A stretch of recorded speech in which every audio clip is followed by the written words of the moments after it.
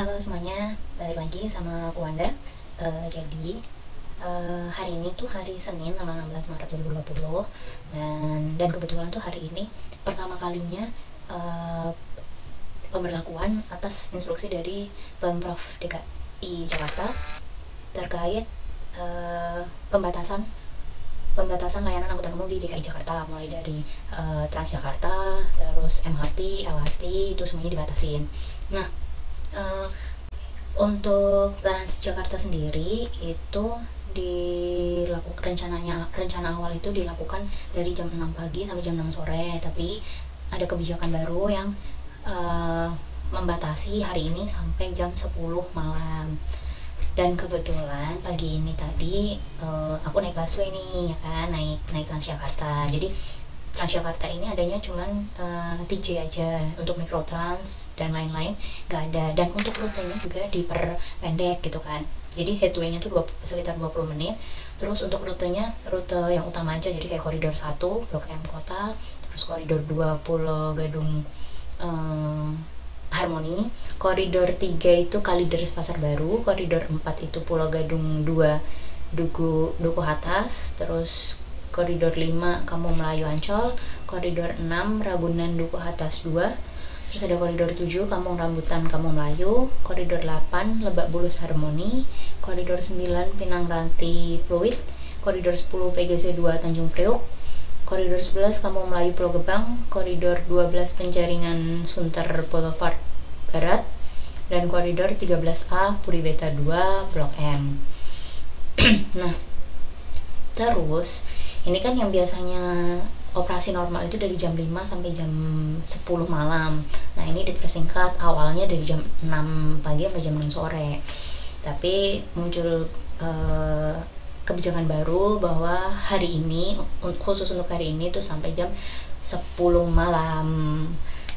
Nah, jadi biasanya kan aku berangkat dari kos itu sekitar jam 6.45 lah. Terus habis itu naiknya aku naik koridor 4 dulu, nanti habis itu ganti koridor 10 karena arah ke Tanjung Priok kan. Jadi sampai kantor aku bisa jam 8 kurang gitu, jadi mungkin 7.45 atau kalau bisa cepat 7.30 itu udah sampai kantor.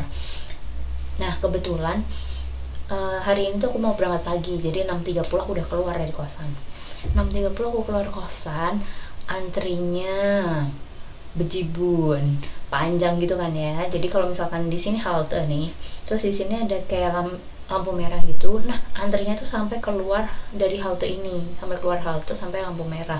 Begitu juga di daerah lain. Ini aku kebetulan di daerah Sunan Giri.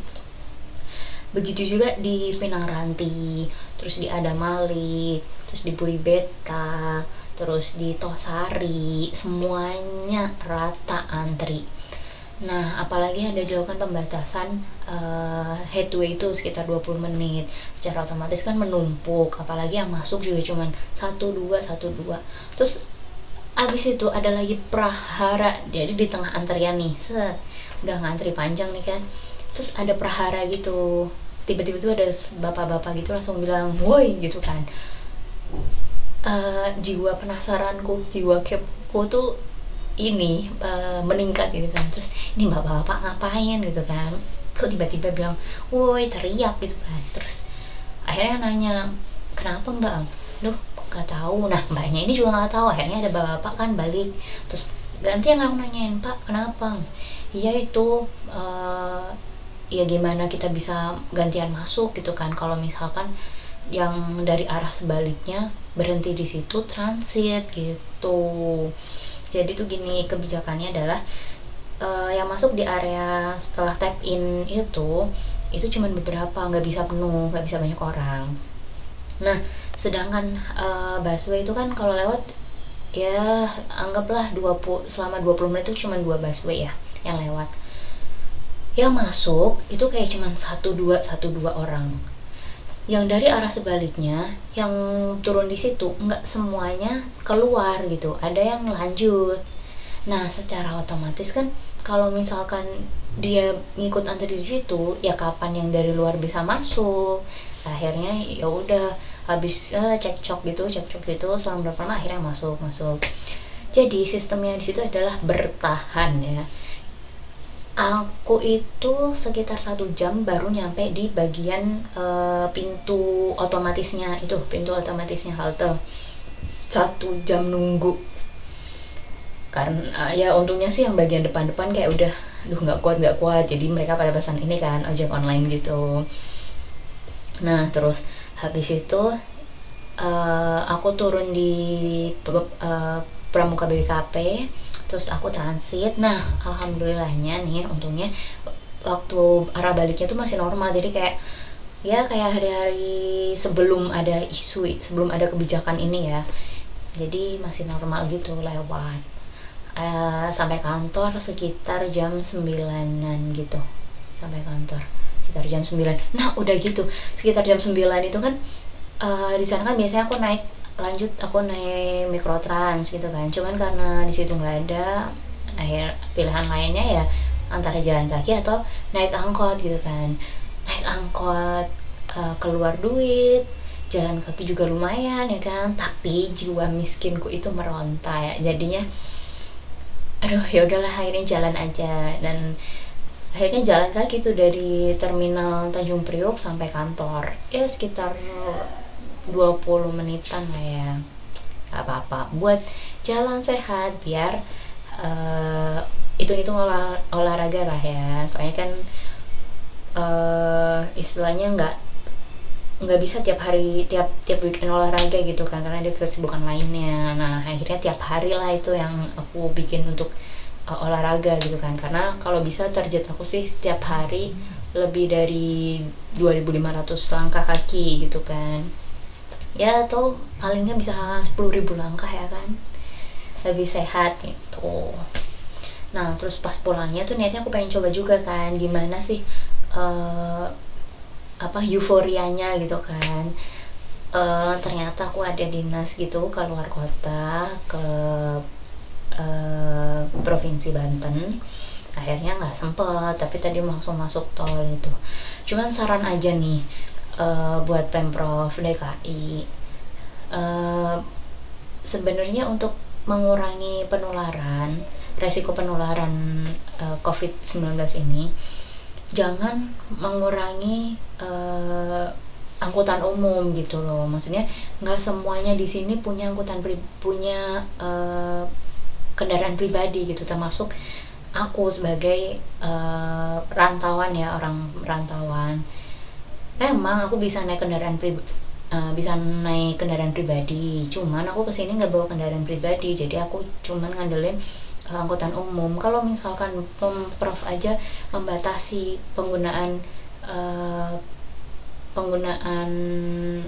kendaraan umum, ya kan kasihan kita yang anak rantauan yang nggak punya kendaraan pribadi di sini gitu kan, bingung mau naik apa, sedangkan harga mahal gitu.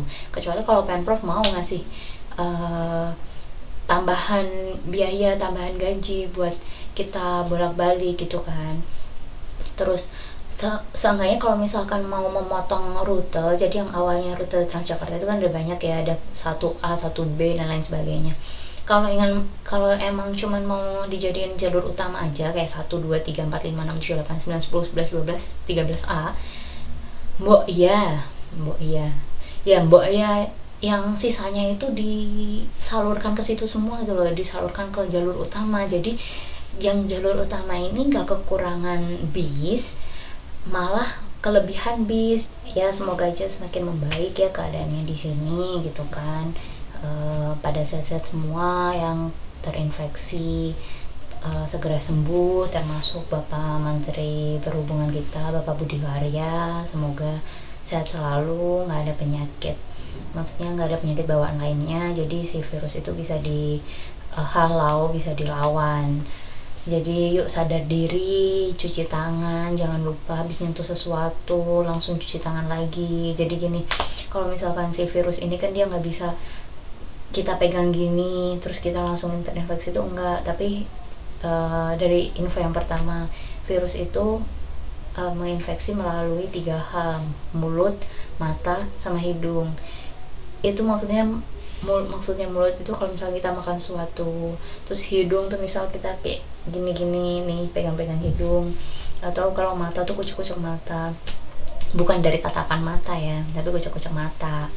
Nah itu akibat apa? Karena tangan kita yang kotor gitu, tangan kita yang terinfeksi, jadi kita habis pegang gitu kan, terus nggak cuci tangan, nggak apa-apa, terus tiba-tiba kita kucek-kucek, kita ini cuci hidung, terus ini pegang-pegang muka, terus makan sesuatu. Nah itu yang bisa mengakibatkan virus itu menyebar ke dalam tubuh kita. Jadi jaga kesehatan, kuatkan imunisasi, sistem imun dalam tubuh kita. Yuk serang bareng-bareng virus yang udah menjadi pandemik ya, pandemi yang udah jadi pandemi, atau artinya tuh menyebar di seluruh dunia. Virusnya udah bukan lagi endemik tapi menjadi suatu pandemi ya. Dadah.